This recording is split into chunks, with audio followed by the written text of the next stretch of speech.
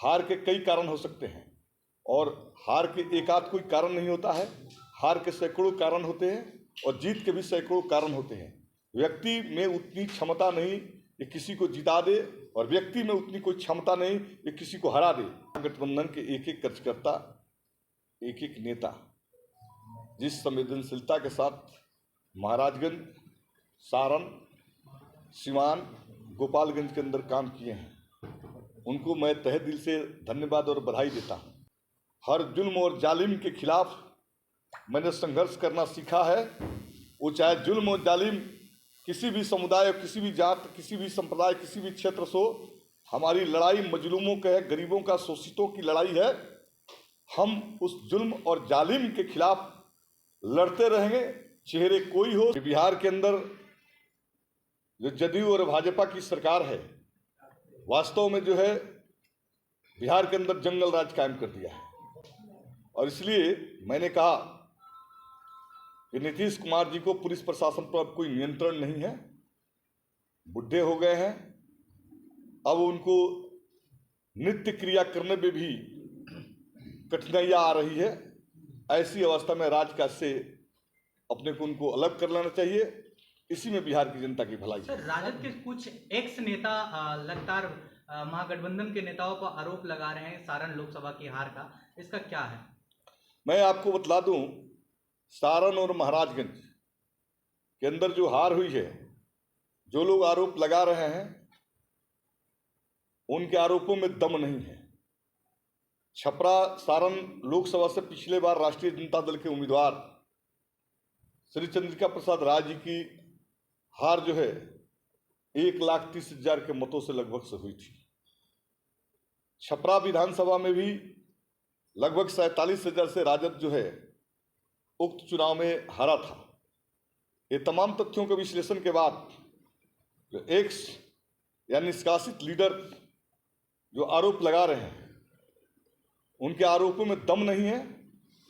चूंकि छपरा में 47,000 इस विधानसभा में पिछले चुनाव में राजद की हार हुई थी, लेकिन इस बार महज 13,000 से राजद डिफीट हुआ है। 36,000 वोटों का वृद्धि हुई है, 34,000 वोटों की वृद्धि हुई है। महज 11,000 वोटों से हम हारे हैं सारण लोकसभा।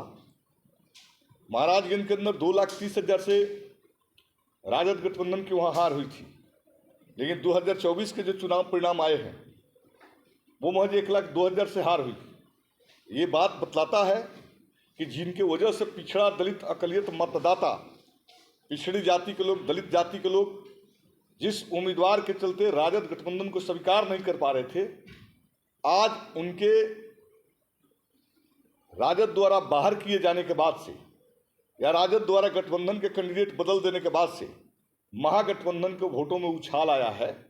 और हम समझते हैं कि सारण की राजनीति में ये उछाल मील का पत्थर साबित होगा। राजद गठबंधन, इंडिया गठबंधन सारण के अंदर मजबूती से उभर रहा है।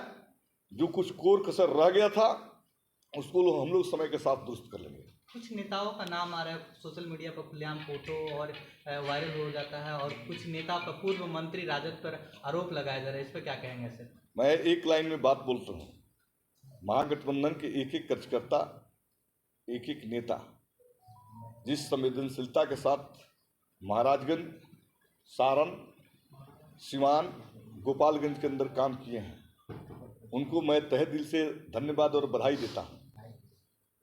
महागठबंधन और इंडिया गठबंधन के जो विरोधी लोग हैं, फर्जी आईडी बनाकर और बिना कोई कारण के कई नेताओं पर दोषारोपण करके इंडिया गठबंधन को कमजोर करने की मुहिम में लगे हुए हैं। लेकिन इंडिया गठबंधन के नेता और कार्यकर्ता कुछ ही दिनों में इस बात को, इस षड्यंत्र को समझ गए हैं। अब उनको माकूल जवाब मिल रहा है। हार के कई कारण हो सकते हैं और हार के एक आध कोई कारण नहीं होता है। हार के सैकड़ों कारण होते हैं और जीत के भी सैकड़ों कारण होते हैं। व्यक्ति में उतनी क्षमता नहीं कि किसी को जिता दे और व्यक्ति में उतनी कोई क्षमता नहीं कि किसी को हरा दे। समीकरण से हार होती है, समीकरण से जीत होती है और परिस्थितियां के कई कारण हार और जीत के आधार बनते हैं। तो मैं समझता हूं कि जो ये लांछना, जो आरोप का दौर जो चल रहा है, इसके पीछे इंडिया के लोगों का कोई हाथ नहीं है। बल्कि एनडीए के लोग, जो जदयू और भाजपा के लोग हैं, वो राष्ट्रीय जनता दल इंडिया गठबंधन को कमजोर करने की मुहिम में लगे हुए हैं। छपरा की जनता जो है आने वाले दिनों में मुंहतोड़ जवाब देगी। एक नेता आप पर आरोप लगा रहे हैं लगातार, बोल रहे हैं कि हमने महागठबंधन धर्म निभाया है, हमारे समाज के ऊपर कब कोई बोलेगा तो हम उसको जवाब देंगे, खुलेआम मन से बोला जा रहा है। मैं न किसी समाज पे बोलता हूँ, न किसी जाति और धर्म पे बोलता हूँ। मैं साफ साफ कहता हूँ, हर जुल्म और जालिम के खिलाफ मैंने संघर्ष करना सीखा है। वो चाहे जुल्म और जालिम किसी भी समुदाय, किसी भी जात, किसी भी संप्रदाय, किसी भी क्षेत्र से हो, हमारी लड़ाई मजलूमों का है, गरीबों का, शोषितों की लड़ाई है। हम उस जुल्म और जालिम के खिलाफ लड़ते रहेंगे। चेहरे कोई हो, शक्ल कोई हो, नाम कोई हो, जात कोई हो, धर्म कोई हो, जगह कोई हो, संघर्ष मेरा जुल्म और जालिम के खिलाफ जारी रहेगा। अच्छा, रोनिया चढ़े जब चुनाव हारी उसके बाद से एक ट्वीट आया उनका, बोलिए कि कटाई और छटाई भी होगा, इसका मतलब क्या है? मैंने तो ऐसा ट्वीट नहीं देखा है, और आधिकारिक तौर पर आधिकारिक रोहिणी जी, ट्विटर हैंडल और फेसबुक हैंडल, आधिकारिक तौर पर रोहिणी जी ने महागठबंधन के कार्यकर्ताओं को, इंडिया गठबंधन के कार्यकर्ताओं को, उन्होंने ये जो पूरे चुनाव के प्रकरण में जिन्होंने योगदान दिया है, उनकी भूरी भूरी प्रशंसा भी की और उनके हौसले अफजाई की है।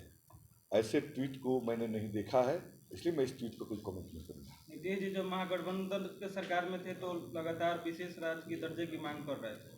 अब सरकार में है और केंद्र में भी इनकी पार्टी जो जदयू है वो समर्थन दी है, तो क्या लगता है कि बिहार को विशेष राज्य का दर्जा? चुनाव में हम लोग जो इतनी आशातीत सफलता थी इंडिया गठबंधन के लोगों ने को नहीं मिला। हम 9 सीट 10 सीट पर ही सिमट गए। बिहार की आवाम ने नीतीश कुमार जी और मोदी जी को मैंडेट दिया है। तो ये पहली घटना है 2004 के बाद। 2004 में जब UPA 1 था तो मनमोहन सिंह की सरकार बिहार पर डिपेंड थी, और बिहार में उस समय आपको याद होगा कि ग्रामीण विकास मंत्रालय श्री रघुवंश बाबू को मिला था। लालू प्रसाद यादव जी रेल मंत्री थी, रामविलास जी टेलीकॉम मंत्री थे, और देवेंद्र प्रसाद यादव जी खाद्य सुरक्षा मंत्री थे। उस समय बिहार ने केंद्र से अपना हिस्सा, संतुलित हिस्सा लेने का काम किया था, और बिहार के अंदर विकास के कई इंफ्रास्ट्रक्चर्स जो है डेवलप हुए थे। बिहार को बहुत सारी राशि मदद मिली थी। ये अच्छा है कि एनडीए गठबंधन की जीत हुई है, और दिल्ली के अंदर नरेंद्र मोदी जी नीतीश जी के कंधे पर खड़े हैं। तो हम तो उम्मीद करते हैं कि नीतीश जी का शुरू से ये मांग रहा है कि बिहार को विशेष राज्य का दर्जा मिले। हम लोगों ने भी, हमारी पार्टी ने भी, और इंडिया गठबंधन के हर एलाई ने भी नरेंद्र मोदी जी से नीतीश जी के नेतृत्व में जाकर मिला था और स्पेशल स्टेटस की, विशेष राज्य की दर्जा की मांग की थी। हम लोग आज भी ये आग्रहपूर्ण तरीके से कहना चाहते हैं कि माननीय मुख्यमंत्री जी, अब आपके ऊपर सरकार की निर्भरता है, और आप चाहें तो बिहार के आवाम को इंसाफ दिला सकते हैं। बिहार को स्टेटस, विशेष राज्य का दर्जा आप दिला सकते हैं, और विशेष राज्य के दर्जे के साथ बिहार के अंदर लघु कुटीर उद्योग से लेकर बड़े उद्योग की जाल बिछ सकता है। जो हमारे नौजवान गुजरात जाते हैं, जो हमारे नौजवान हरियाणा, पंजाब, दिल्ली जाते हैं, वो नौजवानों को आप बिहार के अंदर काम दे सकते हैं। तो ये काम को नीतीश जी को के ऊपर निर्भर करता है कि नरेंद्र मोदी जी पर कितनी दबाव बनाकर बिहार को इंसाफ दिलाए। और हम समझते हैं कि मुख्यमंत्री इस तरह के जो प्रयास करेंगे कि अगर विशेष राज्य के दर्जा मिले, बिहार के अंदर इंडस्ट्री डेवलप हो, नौजवानों को काम मिले, तो पूरा इंडिया गठबंधन नीतीश जी के साथ खड़ा होगा। बिहार की जनता को, बिहार के आवाम को इंसाफ मिलना चाहिए, उसको रोजगार मिलना चाहिए, उसके लिए इंडस्ट्रीज बनना चाहिए, इंफ्रास्ट्रक्चर डेवलप होना चाहिए, बीमारू राज्य के दर्जा से बिहार को आगे निकलना चाहिए। तो ये तो हम चाहते हैं कि नीतीश जी पर निर्भर ये सरकार है, तो नीतीश जी ये सरकार से हासिल करें, ये बिहार के हित में होगा। हम राजनीति इस मसले पर नहीं करना चाहते।